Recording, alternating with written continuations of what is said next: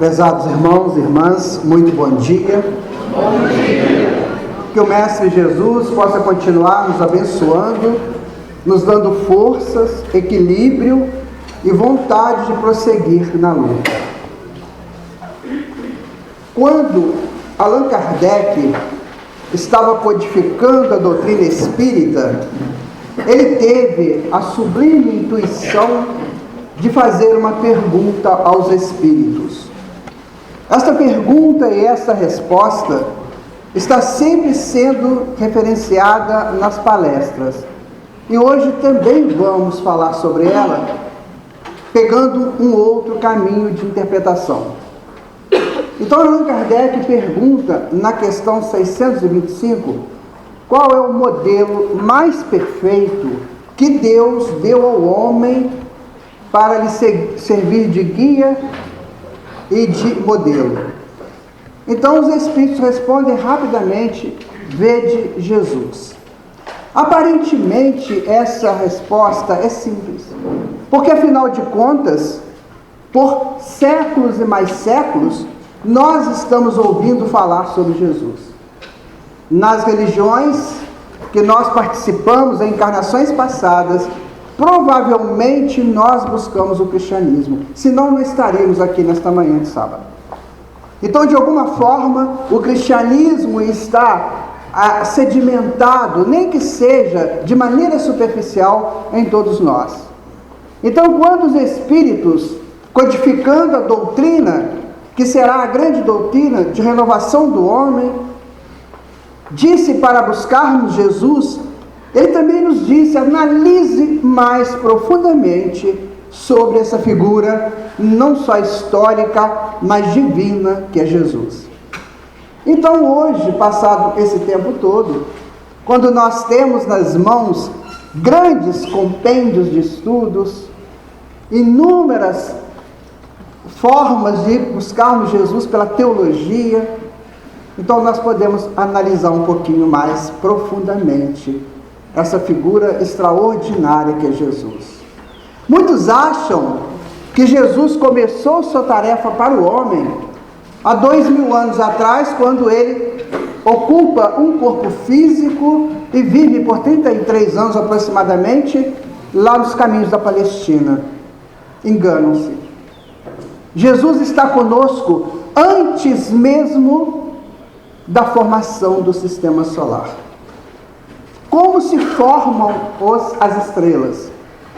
Segundo os astrônomos, segundo a astrofísica, os sistemas solares se formam a partir de um aglomerado de nebulosas que vão unificando essas células, essas moléculas, e aí vão formando um grande conjunto de hidrogênio.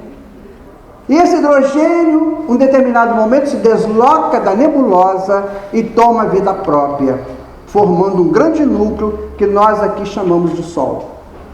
Deste grande núcleo saem outros pequenos núcleos, que aqui denominamos de planetas, porque são astros errantes da concepção dos antigos. E desses planetas surgiu esse que nós habitamos atualmente, que é o planeta Terra, e que a gente está fazendo tão mal a ele. Então, nesse momento, Deus diz mais ou menos assim para Jesus: meu filho, cuide dos meus outros filhos menores. Ali começa a história de Jesus na Terra, há mais ou menos uns 7 a 8 bilhões de anos atrás. Porque a Terra tem 4 bilhões e meio, mas Jesus estava na formação do sistema já desde o início. Então este é o Mestre Jesus, que montou esse planeta para nós. Segundo Emmanuel, quando a Terra ainda era uma bola ígnea, uma bola de fogo, Jesus começou a dar forma à Terra, começou a dar para nós condições de habitarmos continentes, de termos mares, de termos lagos, de termos rios, de termos montanhas, porque tudo isso faz parte da nossa necessidade evolutiva. Não tem um pequeno ponto no planeta que ele esteja em acordo com a nossa necessidade evolutiva. Por isso que uns residem no deserto, outros residem nas montanhas, outros residem nas planícies, nos planaltos, outros nas regiões litorâneas, outros nas regiões mais interioranas, porque cada espírito necessita de um ângulo do planeta.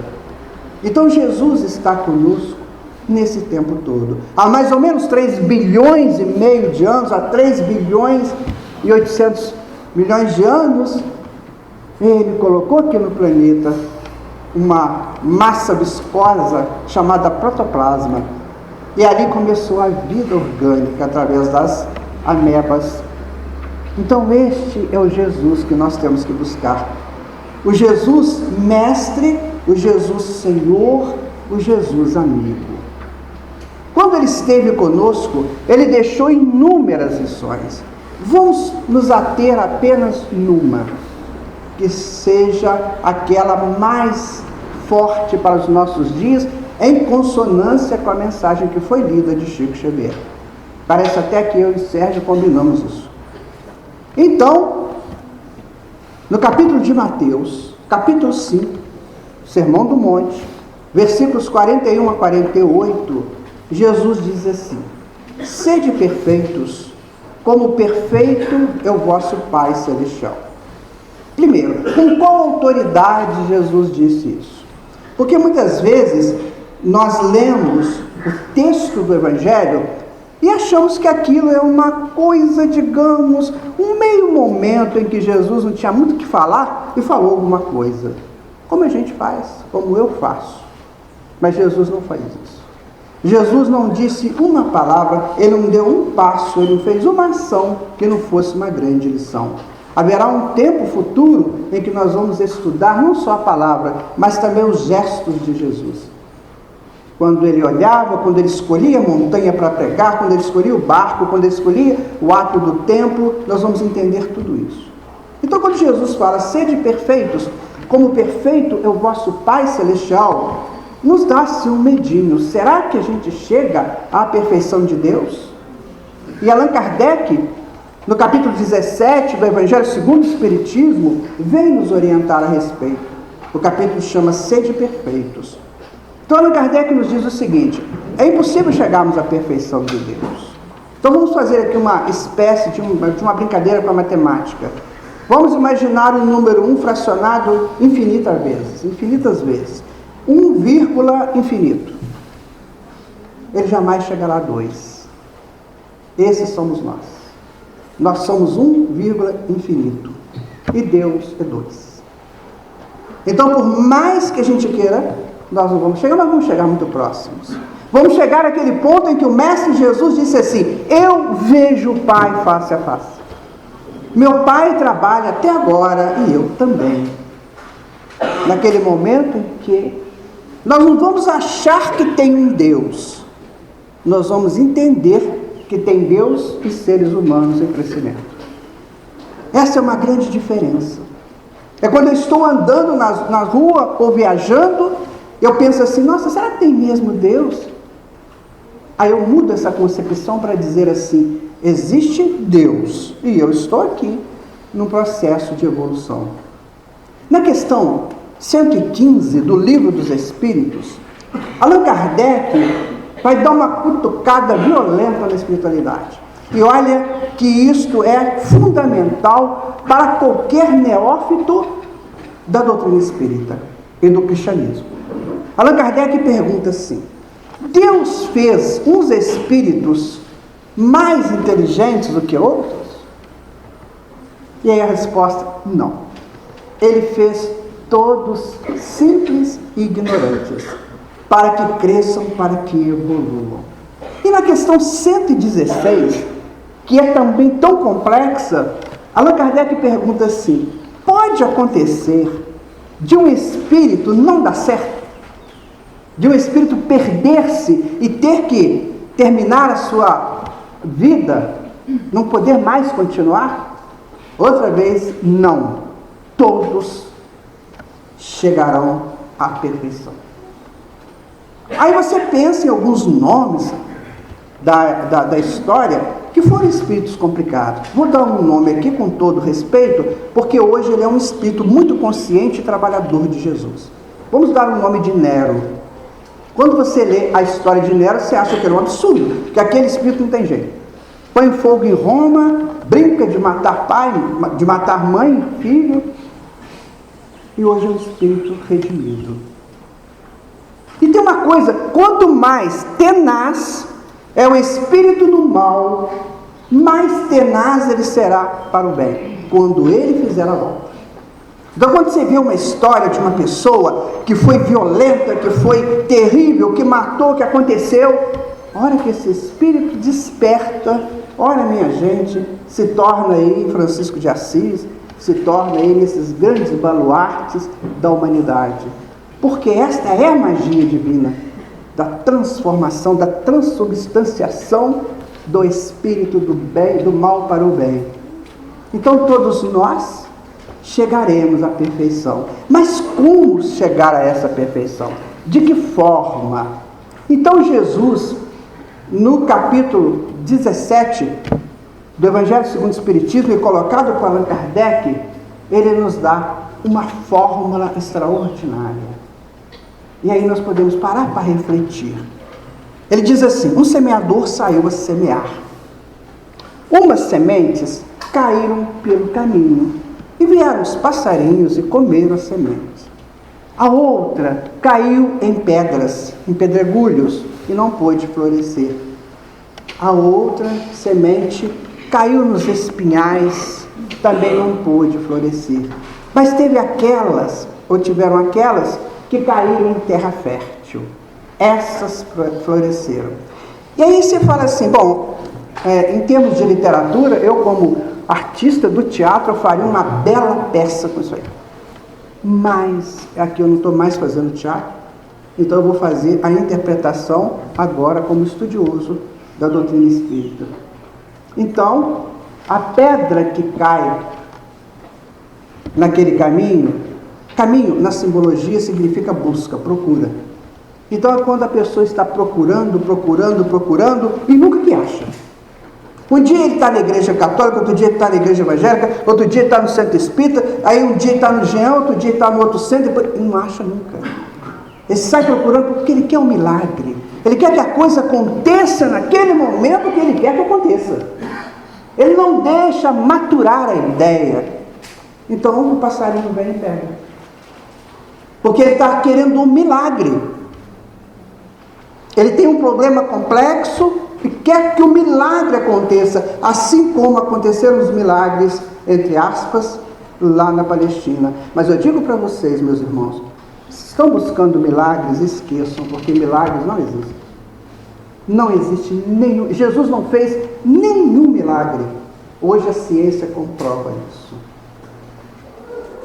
Hoje a ciência, hoje os estudos, principalmente os estudos profundos da doutrina espírita no campo da ectoplasmia, explica tudo o que Jesus fez. Agora é preciso estudar, é preciso pesquisar. Senão a gente fica na periferia querendo um milagre. Enquanto eu estou buscando o milagre, eu estou que nem caminho onde a semente vai passando. Eu chego num determinado, vou colocar centro espírita porque é a minha praia. Eu chego num centro, escuto uma palestra e ali jogou-se uma semente no meu coração. Mas eu estou tão desarvorado que eu vou buscar um outro centro, lá é outra semente que cai na hora de uma palestra, eu largo para lá e vou assim. Eu não consigo fazer essa semente florescer. E se eu sou pedra? Pedra é pior ainda. Por quê? Se eu sou pedra, eu estou cristalizado numa ideia. Isso eu não aceito. Isso eu não acredito. E não adianta você dizer para a pessoa, provar para a pessoa que a pessoa não vai aceitar. Quantas vezes nessa minha vida eu encontrei com pessoas que juraram de joelhos para mim que não existe reencarnação. Juraram. Você é louco de acreditar nisso. Aí eu falava assim, também seria louco se eu acreditasse, cara. Só que eu não sou. Eu não acredito, eu tenho certeza. Então é bem diferente. Então tem pessoas que se cristalizam naquela ideia. Né? Nós temos hoje a psicologia transpessoal, que já está avançando aí nesse campo do espírito, e a Joana de Ângeles, Abraham Maslow, ou Maslow, como queiram, Jung, Stanislav Grof, que são os grandes representantes dessa psicologia.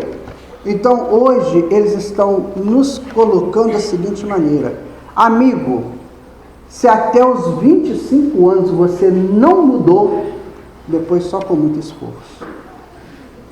E aí nós vemos pessoas, muitas vezes boas de coração, mas presas em determinadas ideias, em determinadas vielas, que não sai de jeito nenhum. Aí você pode jogar a semente, não vai adiantar nada, porque ele só acredita naquilo, só naquilo. Ele não busca um conhecimento a mais, ele não busca uma estrutura diferenciada daquilo que ele quer. A grande filosofia hoje é você ouvir as coisas e dar a sua ideia, mas também aceitar a ideia do outro. Porque é isso que vai fazer você transformar. É isso que vai quebrar essa regra dos 25 anos e com 70 anos eu mudar. Então, se o meu coração é uma pedra, está cristalizado na monoideia, ou seja, numa ideia única, ou ideias já formatadas que eu não mudo, aí fica difícil. Não vai florescer essa semente. E se for no espinho? O espinho significa proteção. Por mais que seja estranho, mas ele é proteção. Ele protege a rosa, ele protege onde ele estiver, ele está protegendo o arvoredo. Se eu for espinho, estarei fechado protegendo a minha ideia. Aí eu não vou mesmo aceitar definitivamente uma outra ideia. Olha como Jesus foi profundo nisso aí. Então ele diz, agora se você tem um terreno fértil, a semente que cair vai florescer. Ou seja, então você entrará no caminho dessa perfeição ou dessa busca da perfeição. Então são coisas muito claras para nós. O que ocorre é que nós queremos o imediatismo, e principalmente se esse imediatismo estiver ligado, entrelaçado com o materialismo. Ah, que beleza! Eu fui no centro espírita e tive a glória de comprar uma mansão. Deus abriu meus caminhos e eu comprei um carro. Que delícia, vou voltar lá para agradecer a Deus. Então você está buscando, entrelaçando a tua busca na matéria. Só que eu vou dar uma notícia triste para vocês. Tudo que está neste mundo, a não ser nós, desaparecerá um dia. Porque matéria, minha gente, só é a energia numa outra forma, e que depois volta a ser energia. Querem um exemplo? Compre aquele filé bonitinho, né? Depois que você alimenta do filé, acabou o filé. Não é assim? Acabou. Matéria é isso. Você compra uma casa linda, maravilhosa, não dá manutenção dela para saber o que acontece. Ela se autodestrói. Porque a matéria necessita do movimento. Aquilo são átomos, aquilo são elétrons girando, e aquilo precisa de uma manutenção. Então, se eu ligo a minha felicidade na busca da matéria somente, nós precisamos da matéria, porque afinal nós estamos nela, mas já ir descolando da matéria, para que se busque essa perfeição. Na questão 85 do Livro dos Espíritos, Allan Kardec pergunta se os espíritos têm forma. E aí a resposta é, não tem forma, não tem cor, não tem cheiro. Mas se você quiser, ele parece um rubi. Veja bem, o espírito não tem forma, gente. Aí nós temos cabeça, tronco e membros. Como é que fica isso? Vai desaparecer. Assim como desapareceu o rabo da gente, né? Tinha um rabinho, desapareceu. Hoje a gente tem o cóccix, né? Pelo menos só o início do rabinho, mas o rabo desapareceu. Daqui a pouquinho a mão vai desaparecer. Sabe por quê? Porque eu não vou precisar mais dela para fazer nada. Eu penso, a coisa acontece. Vou contar para vocês um caso bem interessante que eu li recentemente de um espírito num livro. E diz o seguinte, que ele estava no mundo espiritual e foi convidado para um grande evento. Estaria naquele evento Francisco de Assis, Sócrates e Platão. Ele falou, opa, eu estou com tudo, né? Fui convidado para isso? Foi, você mais 9.999. Então eram 10.000 pessoas para o evento. Mas onde que vai ser o evento? Deve ser num auditório maravilhoso, né? Sim, um auditório maravilhoso, imenso, muito confortável, poltronas de luxo, poltronas de veludo, e você está lá. Então, mas onde que vai ser? Ah, na hora você vai ver. E aí, quando ele chega no lugar, era um lugar que não tinha nada, não tinha absolutamente construção nenhuma, era um lugar plano. Ele falou, mas é aqui que vai ser? Francisco de Assis, Sócrates e Platão vão falar aqui no meio aqui desse lugar plano, e as pessoas foram chegando para a conferência. De repente surgiram dos céus, vindo dos planos superiores, um monte de anjinhos, né? Vamos colocar isso em termos, tá, gente? Não existem anjinhos como a gente pensa. Mas foram chegando alguns espíritos. E esses espíritos fizeram, então, uma espécie de uma roda em torno de um certo metros quadrados lá. Simplesmente, eles pararam e a coisa começou a construir. O auditório começou a construir. Eles construíram pela mente. Não precisava de mão para pegar carrinho para levar cimento, nada disso. Eles foram pensando e o auditório se constrói. Então o Espírito diz assim, nunca vi na vida coisa tão maravilhosa quanto aquilo. Feito, né, rapidinho, aquilo, questão de minutos. Eles entraram, assistiram a conferência. Terminou a conferência, esses mesmos espíritos retornaram, pensaram, desapareceu tudo. Ou seja, eles montam e desmontam com a força da mente aquilo que desejam. Então não precisa da mão. Não precisaremos mais das pernas, porque nós vamos volitar. Olha que delícia. Então a matéria vai sendo retirada do nosso caminho, gradativamente, mas eu tenho que fazer o movimento inicial, porque se eu não fizer, eu vou ficar preso a ela. Aí a pessoa vai desencarnar, mas uma semana antes ele comprou um guarda-roupa novo, bonito, elegante. Aí quando ele está desencarnando, ele olha para o guarda-roupa, ah não, mas eu quero ficar com o meu guarda-roupa, e fica. Ele não consegue desencarnar, porque está preso no guarda-roupa. E quando ele compra uma coisa que está lá dentro do guarda-roupa, que ele nunca vai usar, né? Tem gente que compra roupa para nunca usar, vocês sabem, né? Então, ele fica assim, mas aquela roupa tão bonita que eu comprei, né? Aquele terno, aquele vestido, aquele sapato, não posso enganar agora não. E ficam, gente, eu não estou brincando com vocês, André Luiz é que conta isso. E fica preso a uma pulseira, a um relógio. Teve uma moça que ficou presa a um espelho mais ou menos 300 anos.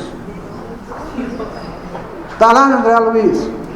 O namorado dela, apareceu um rapaz aqui no Brasil, lá de Portugal, enganou a moça que ia casar com ela, não queria casar nada.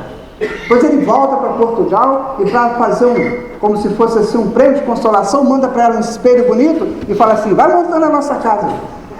Só que ele nunca veio para casar com ela e ela ficou presa ao espelho. Quando ela desencarnou, a família dela então dá esse espelho, doa futuramente para um museu.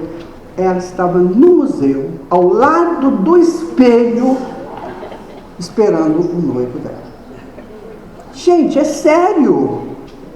E são coisas para a gente pensar. Como é que eu vou buscar a perfeição se eu ainda estou preocupado se a minha irmã vai sair com a minha meia hoje? Aquela danada, ela rouba minha roupa todo dia. Não é?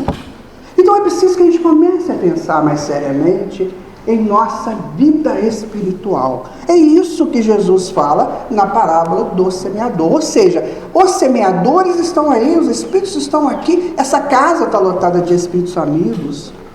Estão semeando. O que eu vou levar? O que eu ofereço? Que caminho? Ou que estrutura eu ofereço para essa semente cair? Eu ainda sou pedra? Eu ainda sou caminho em busca de que eu não acho nunca? Eu sou pedra, eu sou espinho? Eu sou tudo, só não sou terra fértil.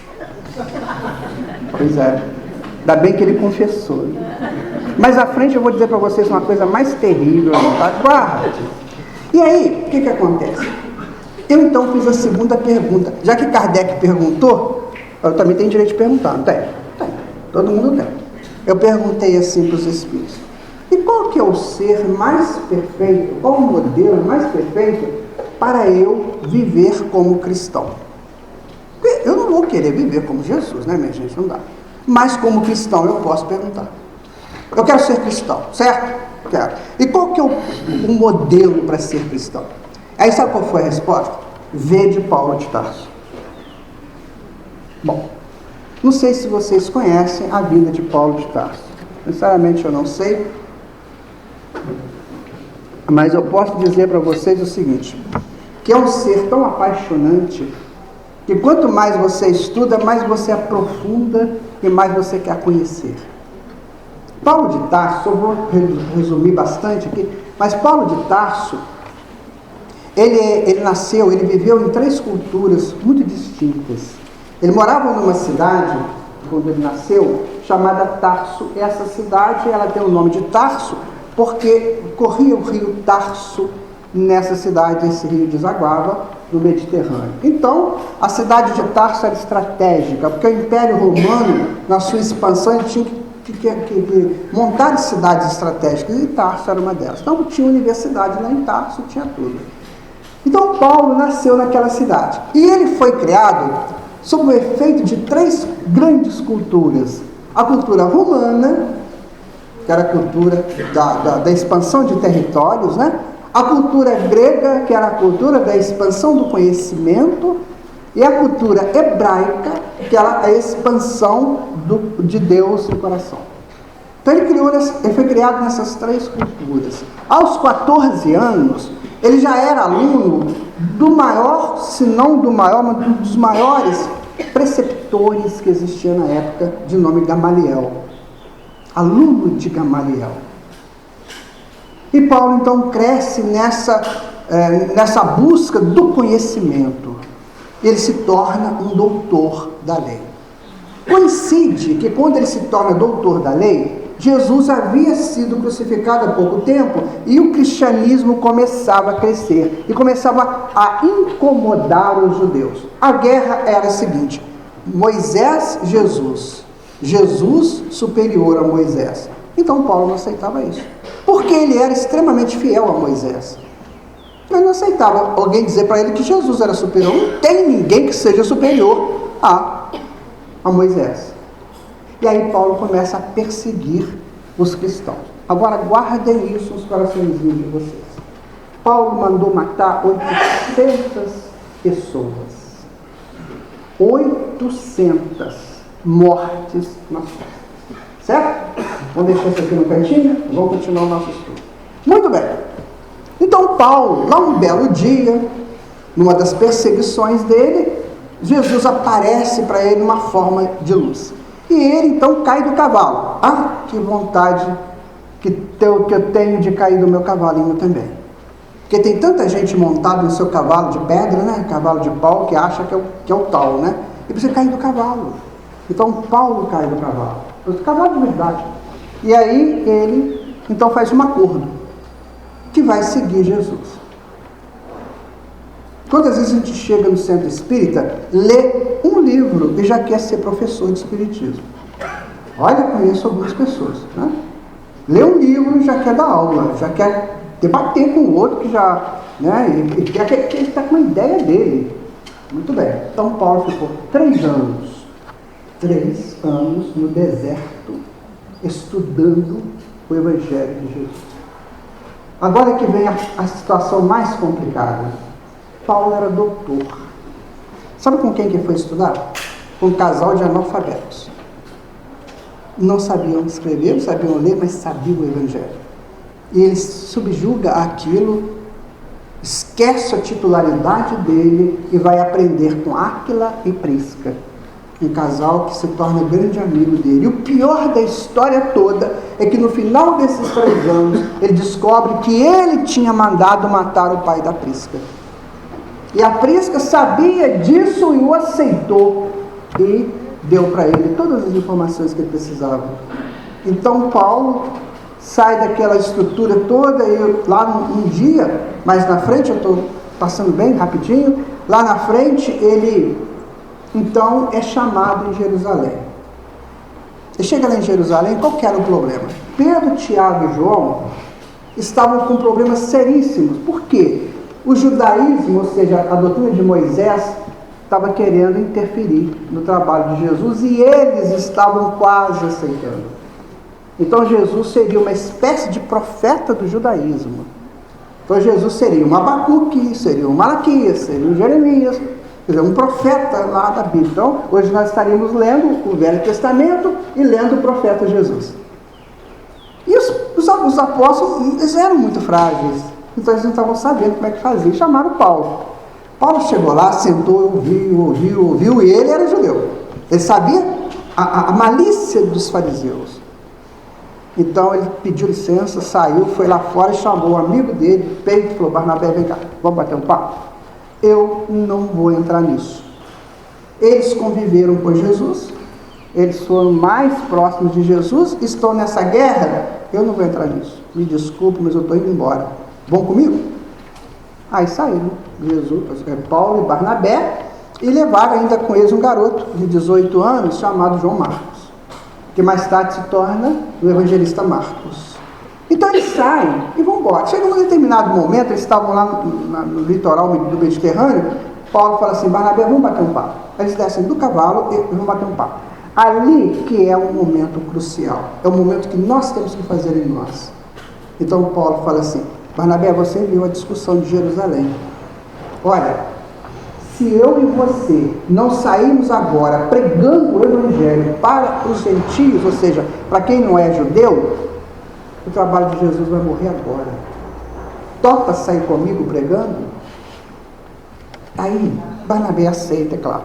Então veja bem, quantas vezes nós estamos cheios de ideias. Cada um fala uma coisa na cabeça da gente, a gente vai aceitando, e vai aceitando. Então chega uma hora que a gente tem que dar um basta. Peraí, o que eu quero de fato na minha vida?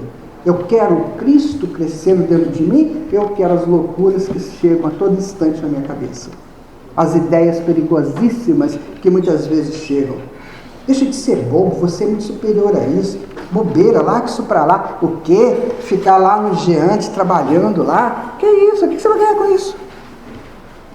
Vambora!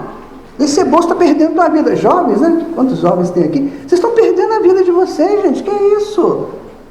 Vamos aproveitar, ó. Vamos aproveitar. Hoje tem balada. Ontem teve balada e hoje eu já vi um carro batido depois da balada. Então, vai ter balada. E vamos. Aí o jovem, coitado, né? Ainda meio inexperiente, você sabe que você está certo? Mas você tem que aproveitar a vida, cara. Aproveitar. E pior que não é só o jovem, é adulto também. E aí pronto, né? A gente vai se envolvendo com essas ideias erradas, complicadas, sem saber, como diz Chico Xavier, que o nosso ciclo acabou. Acabou o ciclo da festa irresponsável. Agora está chegando o ciclo da festa consciente, da festa com Deus, da festa com Jesus. E aí, Paulo e Barnabé saem para pregar. Gente, essa história das 4 viagens de Paulo, e o que aconteceu, é muito extraordinário. Eu vou só contar para vocês um fato, porque eu sei que nenhum de vocês aqui fariam isso, certo? Mas Paulo estava numa cidade pregando, e enquanto ele pregava, ele recebia risos irônicos. Ai, que delícia, desse Paulo ficasse aqui pregando, essa plateia linda que é vocês. Então, todo mundo rindo, debochando da cara dele, cuspindo nele, tampando objetos nele, fazendo gestos obscenos para ele pregando. Eu não tinha microfone bonitinho lá perto, não tinha nada disso, era no gogó. E falando, aí é uma lição para nós, né? Porque quantas vezes a gente está no trabalho e alguém fala mal da gente, fica com raivinha, né? Ah, tô de mal de você. Você falou mal de mim, vou sair do trabalho. Não vou lá mais não faço mais não. Acabou. Pode tirar meu nome da lista. Porque alguém falou mal de mim, alguém está me perseguindo. Ô, palavra difícil, né? E Paulo era perseguido. Mas nesse dia foi extraordinário. Por quê? Porque de repente, um deles que estavam lá, ele foi chegando, quando ele viu Paulo, ele falou assim: o que? Vocês estão ouvindo esse charlatão? Esse charlatão aí, ó, lá na cidade de Icônio, que era uns 20 quilômetros atrás, ele seduziu uma menina que era noiva, que era pura mentira. E aí as pessoas assim, mesmo é? Aí, gente, pegaram pedra, mas acabaram com o Paulo de Tarso. Foi muita pedrada na cabeça dele, no corpo, aquele negócio todo. Aí, quando ele estava morrendo, chegou um romano lá, um soldado, e falou assim, peraí, eu conheço, ele salvou minha mãe, ele curou a minha mãe. Aí chegou, ele já morreu, deixa que eu leve ele para o lixo. Aí levou Paulo e tampou atrás do muro da cidade, no lixo. E tinha um menino que estava passando, um menino de uns 13 anos, ele falou assim, olha, dá um jeito aí, traz uma água, faz qualquer coisa, que eu não posso ficar aqui não.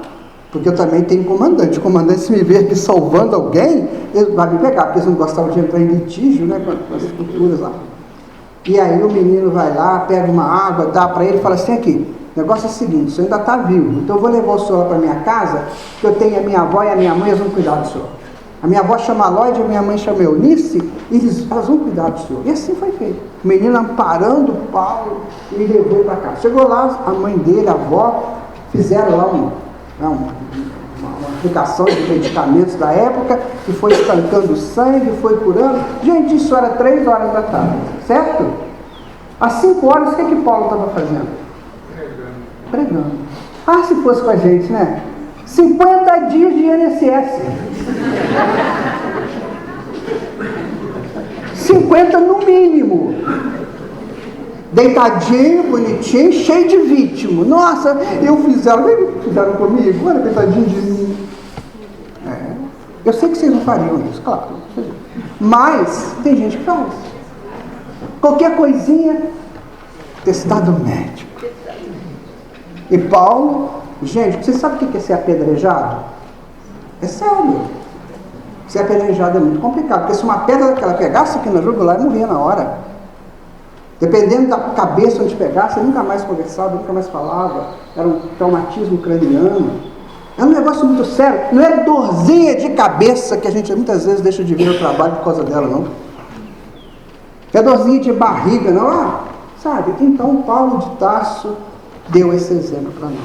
Amigo, se o negócio chegar num ponto tão grande que a agressão for tamanha, confie em Deus. Aí eu perguntei, muito abelhudamente, né, com o Espírito, como é que Paulo conseguiu isso? Porque você tem que perguntar, gente.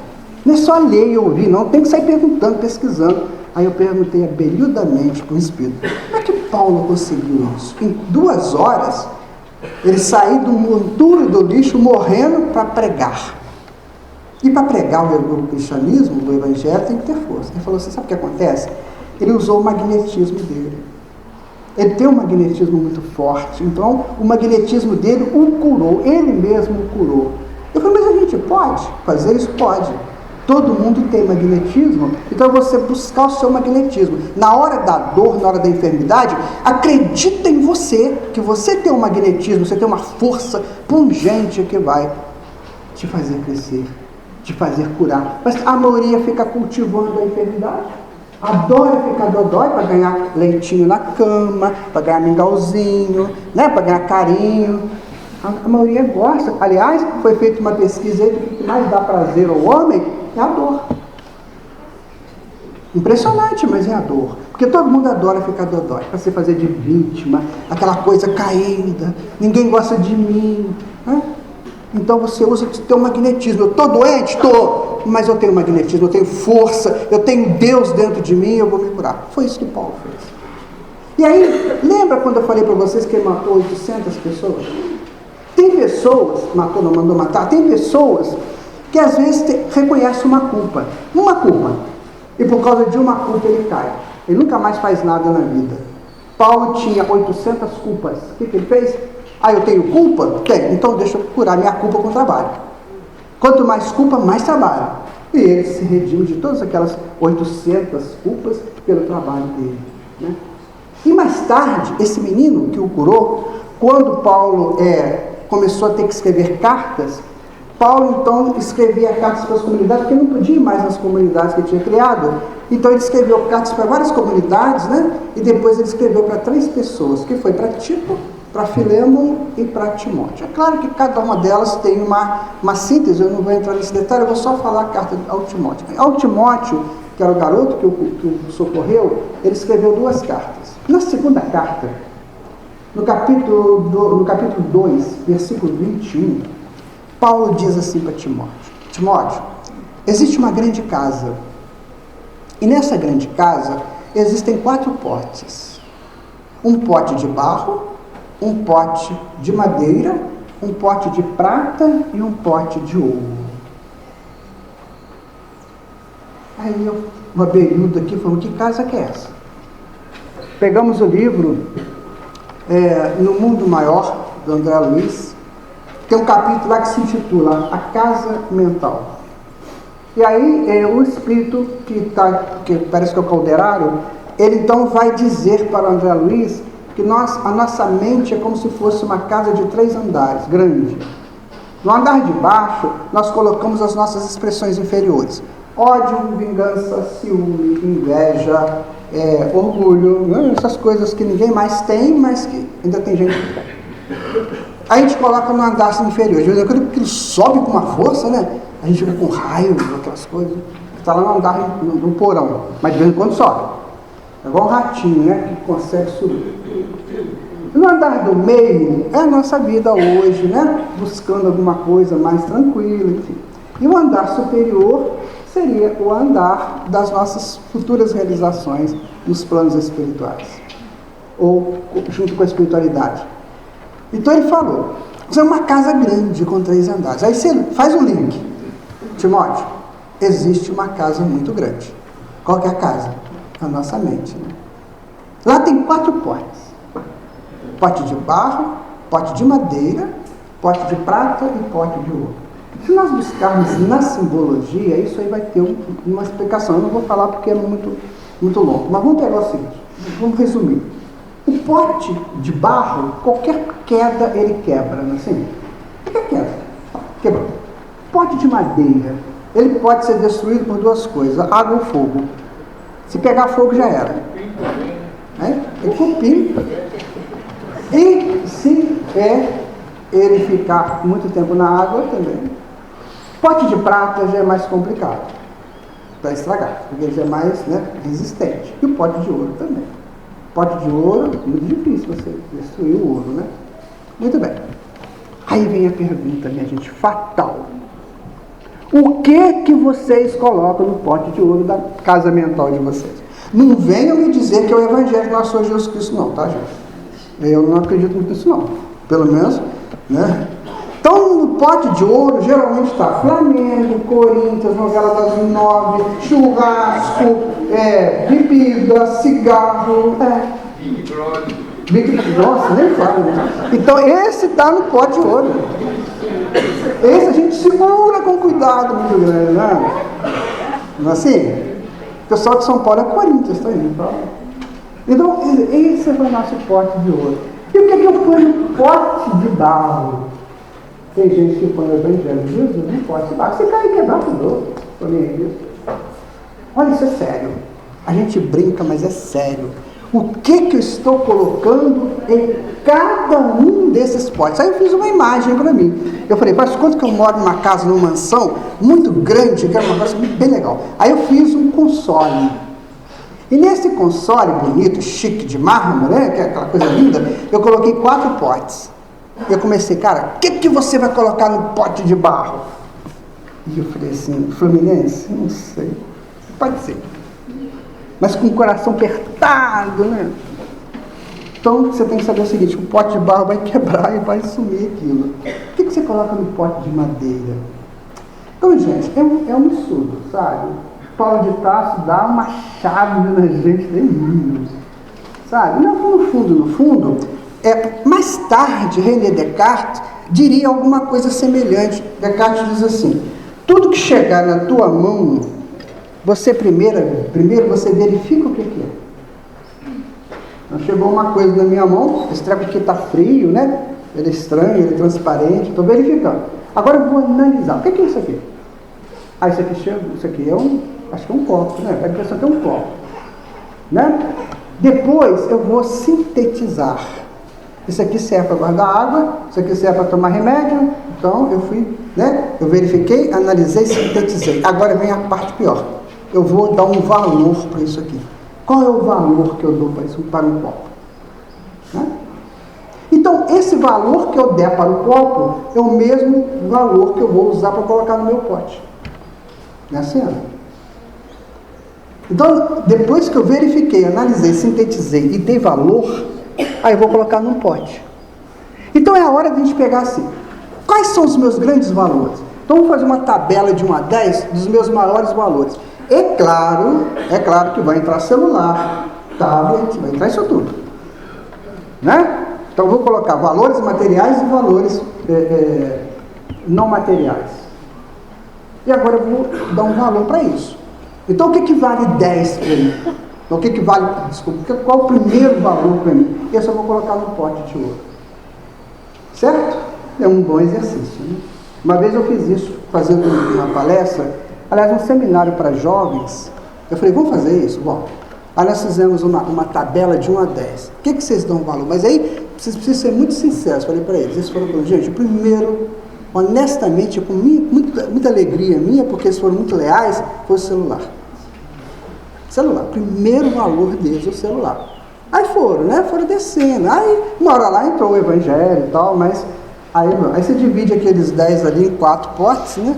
Aí eu vou saber onde eu vou colocar cada coisa. Então é isso que Paulo fala para Timóteo. Mas Paulo vai mais longe, que é aí que ele pega para valer.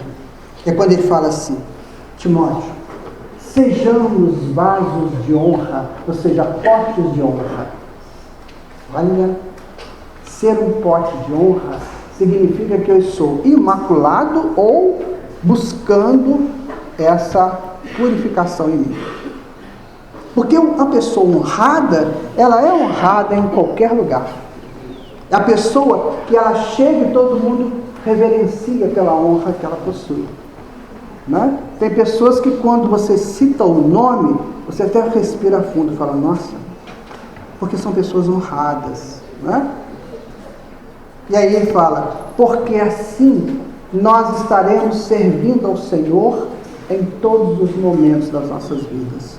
Olha que lição para nós trabalhadores, né, gente?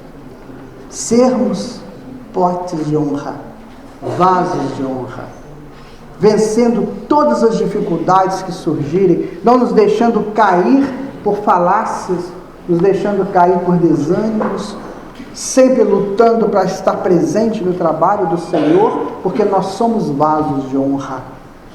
Se eu sou vaso de honra, se o outro quer ser vaso de honra, todos nós seremos honrados, estaremos firmes no trabalho do Cristo, porque esse tempo vai passar. E quando ele passar, o que eu lembro? Quando eu lembrar dele, o que eu posso pensar? Eu venci o mundo e Jesus nos manda vencer o mundo. Eu venci todas as dificuldades e me mantive como vaso de honra. Então hoje, encerrando o nosso estudo, nós temos Jesus como guia e modelo da humanidade. Temos Paulo como modelo do cristão. Então quando eu estiver desanimado, eu sempre faço isso. Eu lembro das pedradas de Listra. A cidade chamava Listra. Eu me lembro das pedradas de Listra, eu me lembro que às 3 horas da tarde Paulo estava morrendo e às 5 ele estava pregando. Eu sempre tenho isso para mim, desde que eu li isso. Há 30, 40 anos atrás, quando eu li isso, eu falei, né? E tem um texto de Paulo, que é bom para todos nós, principalmente para os trabalhadores, né? Que ele diz o seguinte, eu tudo posso naquele que me fortalece. Ele fala, de mim mesmo, eu não sou ninguém. Mas eu tudo posso naquele que me fortalece. Porque ele tinha ideia exata de que ele tinha mandado matar 800 pessoas. Mas ele fala, eu tudo posso naquele que me fortalece. Então são nesses momentos que nós temos que pensar seriamente. Eu tenho que buscar a perfeição, como Jesus nos orientou, lá em Mateus 5, 41 a 48. Eu tenho que buscar essa perfeição? Tenho. Porque afinal de contas, eu chegarei a ela. Mas eu não posso deixar-me levar pela evolução, entendeu? Esse período de sermos levados pela evolução acabou. Como diz o Chico no texto que o Sérgio leu aí. Hoje nós temos que acabar com esse ciclo de sermos levados para nos autoconduzirmos. Há uma diferença gradual nisso aí. Então é na hora que eu desperto e falo assim, poxa, eu sou dono da minha vida. Eu sou dona da minha vida. Eu sou dono da minha evolução. Eu sou dona da minha evolução. E aí, tem pessoas que ficam achando difícil essa questão do amor. Como é que eu vou amar? Como é que eu vou... Gente, a notícia boa é que o amor está dentro de cada um de nós. O amor você não compra no supermercado, você não acha em lugar nenhum, porque ele está dentro de nós. É só você deixar que ele desenvolva dentro de você. O problema é que o ego inferior, orgulhoso, egoísta não deixa. Então Deus é amor, então Deus está dentro de nós. Nós somos essências dele. Então é só deixar que aquilo vá. Foi o que Paulo fez e que Jesus nos conciliou a fazer. Essa essência divina um dia tem que ter. Com certeza. Isso aí não é que eu vou querer ou não vou querer, é fatal. Assim como o desencarne é fatal, a perfeição é fatal. Muito obrigado, um bom dia para vocês e muita paz.